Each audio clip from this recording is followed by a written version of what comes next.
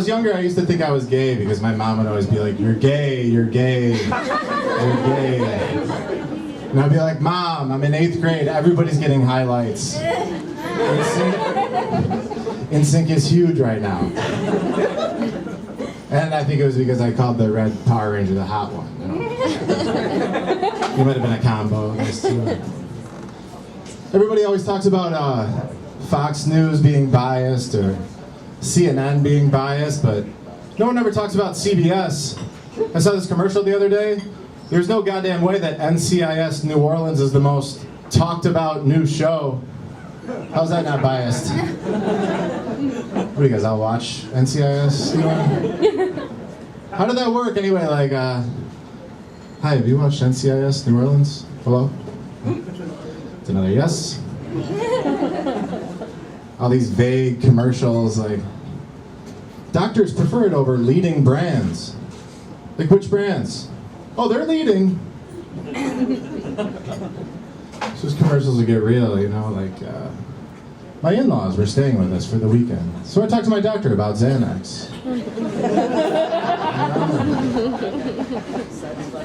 So she gets it. She's like, okay, all right, yeah. When I lost my virginity, last week, she says. This is true. My girlfriend was trying to be dirty, I think, or maybe emotional, I don't know, but she goes, "We are one. We are one." It's a weird thing to say when you lose your virginity. Like, did we just finish football practice? You know? We are one. Clear hearts, full hearts, can't lose, or whatever. Friday Night Lights, no? I thought that was a weird thing to say in general, but it's also a weird thing to say when you're crying, losing your virginity, your boyfriend can't stop farting, and Pimp My Ride is playing in the background in full blast. Like, we are one. Sorry, babe. Yo, check out your new whip. Bad combo. Was with this other girl one time, she was talking dirty, and I was going down on her, and she was like, "Oh yeah, fucking A, babe. Fucking A." What am I, nailing an ice road trucker or something? So I'm glad I never really took chances with dirty talk. I don't think I could take the ego hit if it didn't go well. You know, like one time I was in college and me and my friend were, our other friend was banging his girlfriend in his room, and we're like, "Hey, let's put our ears up to the door, why not, you know?" So we did, and first we hear her chime in, she's like, "Oh yeah? Oh yeah?" They're really selling it, kind of like a nasally, like, you know, girls are. And then he chimes in, and he's like, "Oh yeah, babe, you ready for this Italian stallion?" He wasn't Italian at all, like not even 2%. So that was his nickname for 2 years after that. And then he started counting down. He was like, "Oh yeah, babe, 3, 2, 1, 2, 1. What? What Men's Health article did he read? 30 tips for mind-blowing sex. Count down so your girl knows it's gonna be over soon. They'll get so wet when they know it's over. It doesn't make any sense. I watch a lot of Dateline on NBC because I'm a 40-year-old housewife, and I love it. But the thing that bothers me about that show is it seems like the host is trying to understand human emotions as he's interviewing these people who have just had loved ones brutally murdered in front of them. He'd be like, "It was a beautiful summer day, and you walked in and found your friend murdered, blood everywhere. That must have been hard for you, right? Oh, and now you're crying? Is it because of, you know, the murder?" I'm like, Jesus. Maury Povich would never talk to his fans like, or his contestants like that on his show. You know, he'd never be like, "You had sex with all 8 of these men, and as luck would have it, none of them are the father." you feel like a little whorish right now? And now you're crying? Is it because of this man in a polo shirt 3 sizes too big doing cartwheels, or because of the sheer volume of anonymous cock you've taken over the years? Alright guys, thanks for hearing me out. That's my time. I'm James Elliott. You guys have a great rest of the night. Give it up for Brian.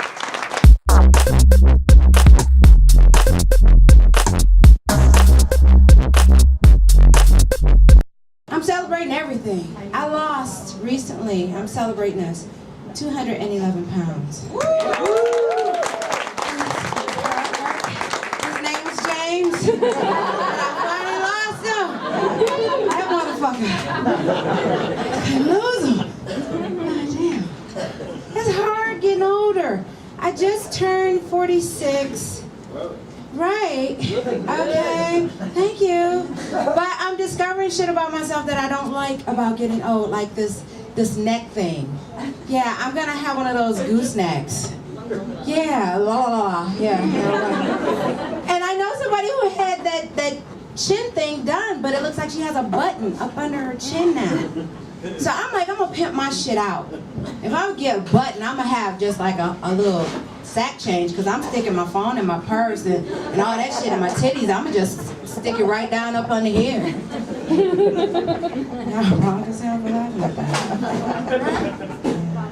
Wow, any parents in the house tonight? We got any teenage parents? Not teenage parents, excuse me, parents of teenagers. Yeah, get your ass out of here. Oh my God, I have a teenage son. He's 17. Yeah. He's graduating from high school next year. I am so fucking happy. I am. I hate to rush his childhood, but I would be so fucking happy when I can knock the fuck out of him and call the police and he go to jail. And he made me do it. That's crazy. Kids, boys, men, you guys are wonderful creatures. But I swear, we don't understand them, do we, women? Do we, ladies? Do we, moms? No! Hell no. And I'm gonna tell you, the only way I knew how to communicate with mine was through the video games. He has a PlayStation. But imagine my surprise, one day I come home and I catch him watching porn on the PlayStation. My 42-inch TV. How bad as hell, because I'm trying to watch that shit on my 4-inch smartphone. I did not know. You're smarter than me. Oh my God. And I told him, I said, you know what? He uses a lot of toilet paper. They said ladies use a lot of toilet paper, but he uses a lot of toilet paper. And I was complaining about it the other day. And he was like, look, you was complaining when I wasn't using enough. Now you're complaining I'm using too much. Make up your mind, because I'm cool either way. Yeah, that's nasty. Boys, y'all nasty. Oh my God. But he's so smart. He is. I love men. Oh my God. But I've been throwing out this gay vibe lately. I have. I can't explain it. Right? I got a couple of laughs over there like, she knew. Are you gay? I told this lady the other day she did not look gay, and she thought that was funny. She did look gay. She didn't like a gay lady. I mean, isn't there like a stereotype for gay women? I mean, what they look like dudes? She was cute. I was like, oh my God, I would totally do her. That's crazy. Oh my God. I'm finally reaching the point where I realize that I am the best thing that ever happened to me sexually. I am. Oh my God. And if I were to be gay, I would duplicate myself and I would be a fabulous lesbian for me. Because I don't want to shut the fuck up and just keep it moving. Oh my God, what else is going on? Do we have any caregivers in the house? That's a hard job to do, isn't it? Even if you're taking care of kids, but taking care of old people is really hard, because it's hard not to push them old motherfuckers down the steps sometimes. They be saying some fucked up shit to you. Like, what you say? And I'm walking down before you so you don't fall, let me scoot over, Granny. They say crazy shit to you. My grandmother, oh my God, I have a 93-year-old grandmother and I love her to death. I'm taking care of her. And the only reason I'm taking care of her is because she got a marijuana card. It's the only fucking fucking reason. We both need that shit. Everybody in the house smoking weed now. God, it's crazy. And my son and my grandmother are the only two people in the house that are getting some ass. And then crazy?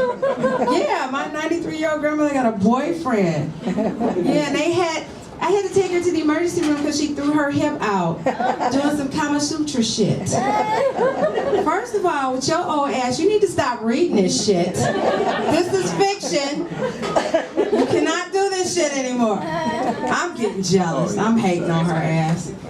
And then my son, God dog, he bringing more ass in. Jeez, oh Pete.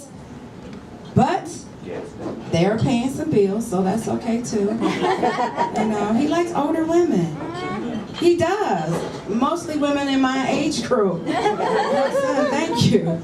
Clarice gonna help out this month. Ethel too. That's crazy. Aren't those old names, Ethel? You ever met a young woman named Ethel? That's a good old ass name. And I'm gonna tell you something about old names. Okay, this is a bad word, so don't say this. But okay, I'm gonna say pussy. Don't matter if it's old or if it's new. It's all the same, isn't it? I'm sorry, am I the only person that knows anything about pussy here? Oh, y'all virgins? You got good pussy and you got old good pussy, or you got some good old pussy. Ain't that the truth? Lord, I don't even know where to go from that one right there.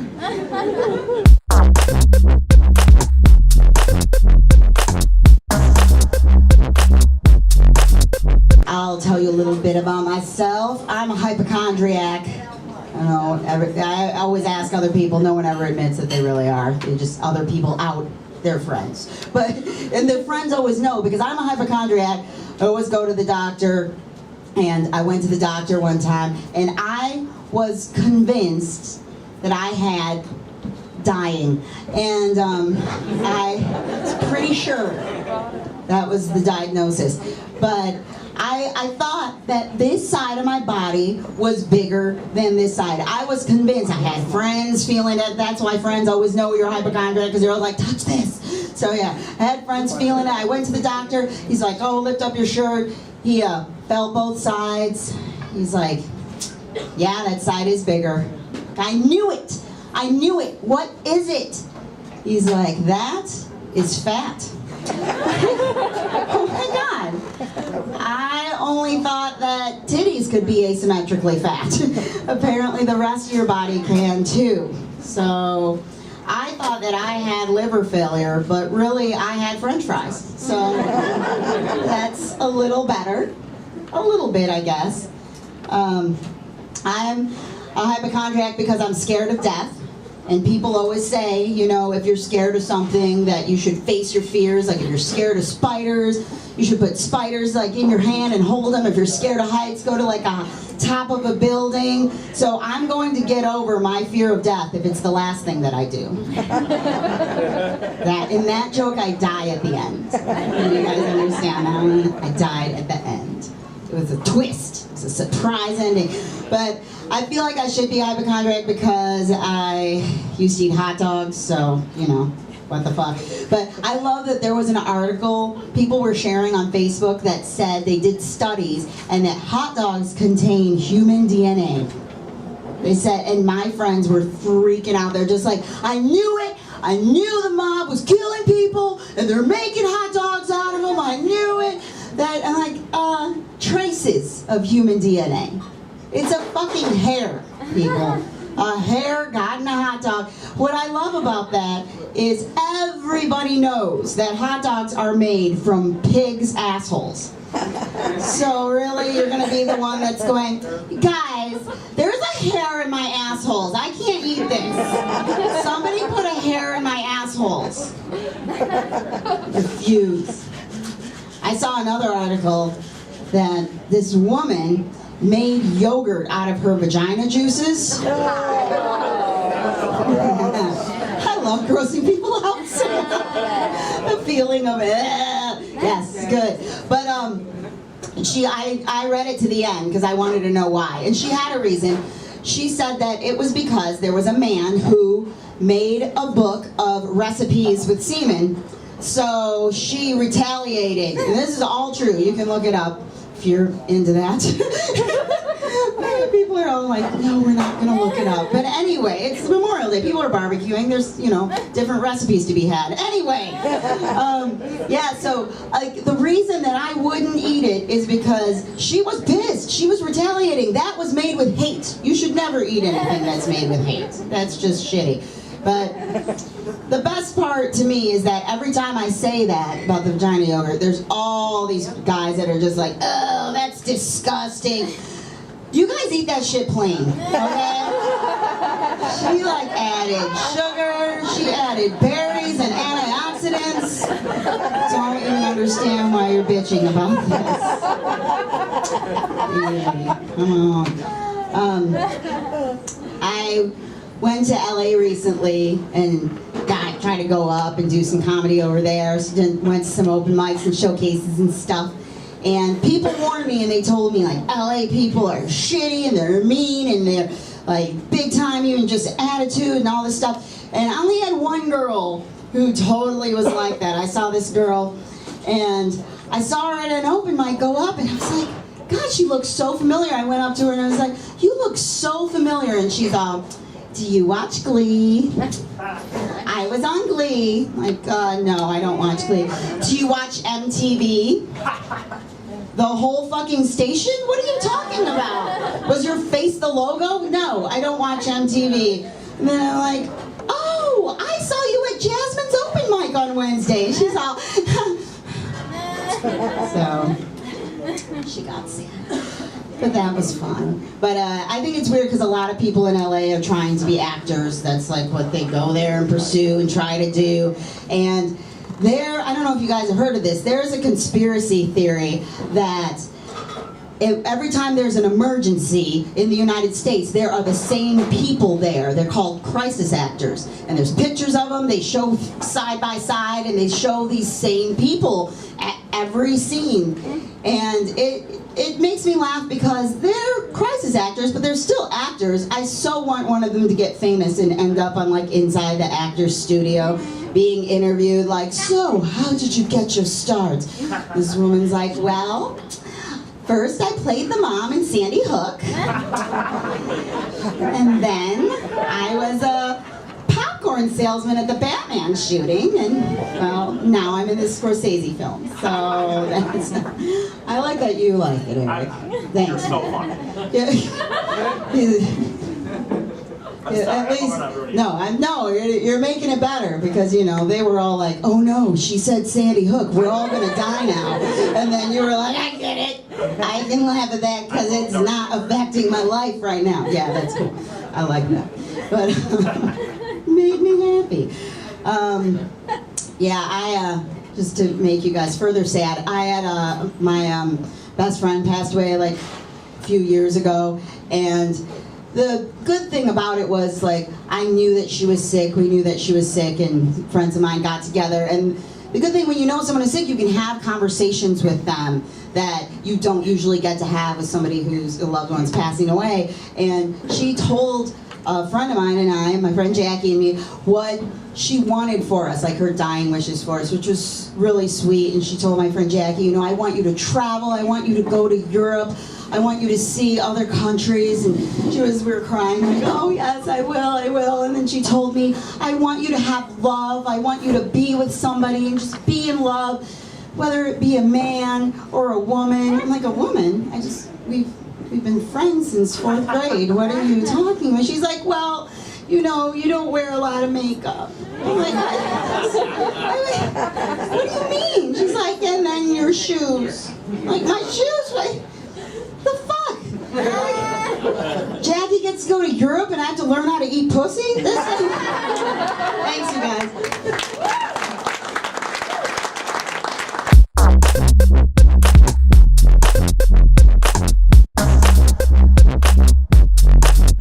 I had a good time recently. Recently, me and my girlfriend, we went house sitting. Anybody here familiar with house sitting?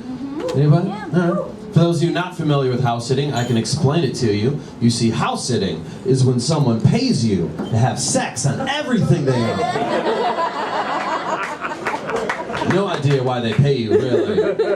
My friend's like, I'll give you $50 to watch my house. I'm like, do you own a blacklight? He's like, no. I'm like, I'll do it. I'm joking, kinda.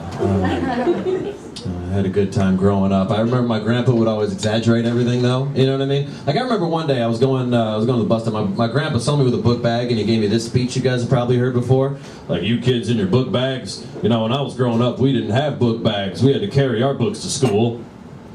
Great. Sounds like you should have invented a fucking book bag.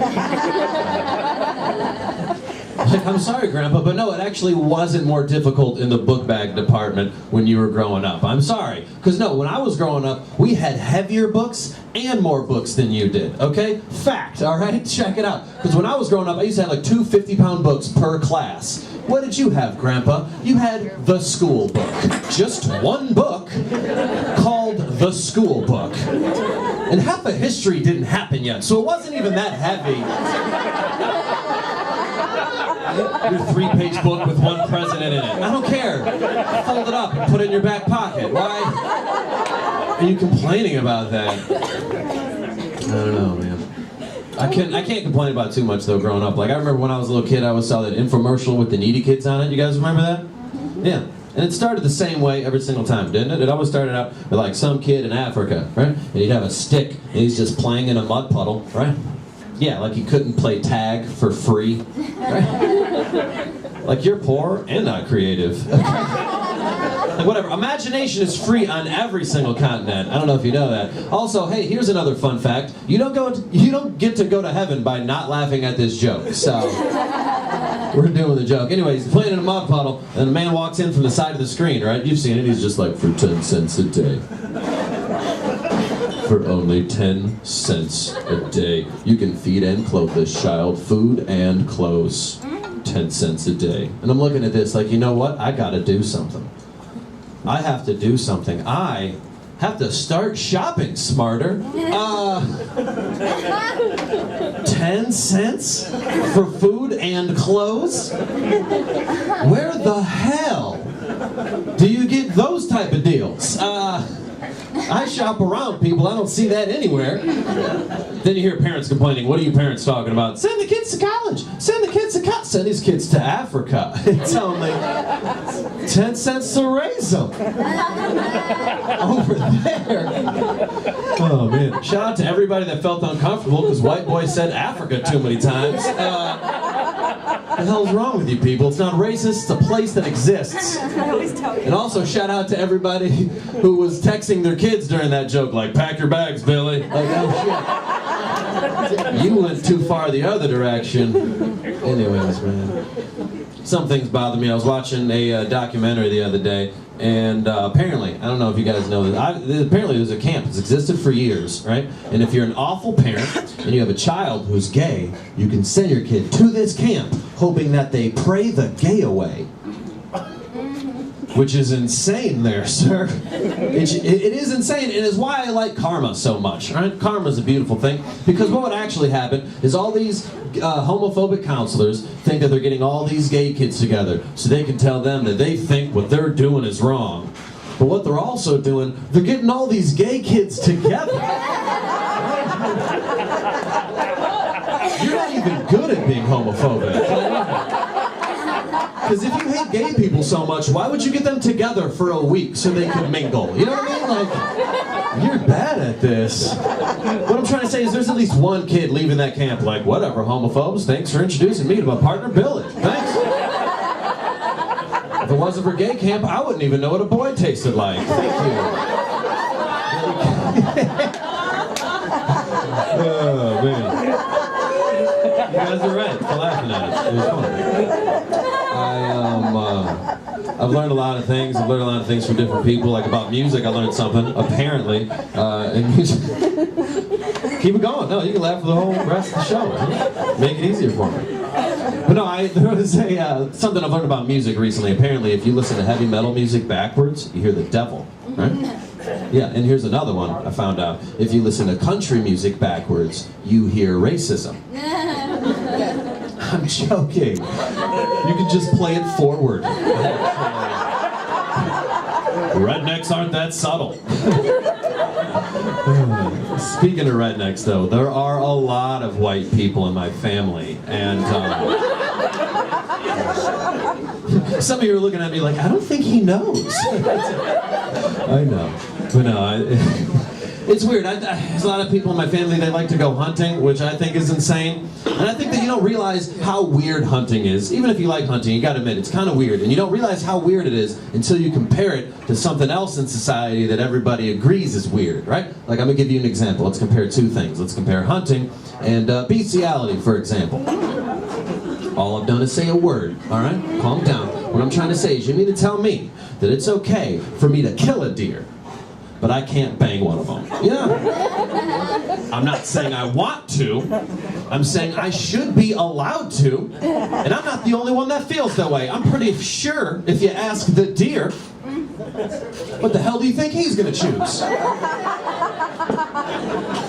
Say, all right there, Mr. Deer, tonight you got two choices. Option one, your head is above my fireplace. Option two, we have a great time tonight. What do you think the deer's gonna choose, people? Of course he's gonna choose having sex with me. Why? Because I can fuck him better than a deer. Why? Because I'm not a deer, okay? I have thoughts, feelings, emotion, thumbs, you know what I mean? Like, a lot of things that come in handy, I don't know why. This is why I like the joke. This is really why I like the joke. I'll explain it to you, right? This is behind the scenes. This is why I really like the joke, is that a lot of you laughed at me fucking a deer, right? But I lost some of you when I said Mr. Deer. Like, you guys were like, well, now the joke got weird. I mean, bestiality's one thing, but okay, bestiality in my town. Fucking weirdos. Anyways, I am, I'm about to get out of here. I know a lot of comics will say clap if you have kids. How about this? Clap if you don't have any kids. Yeah. Your parents hear how much energy they still have? Did you hear that? It's the sound of hopes and dreams. It's a beautiful noise.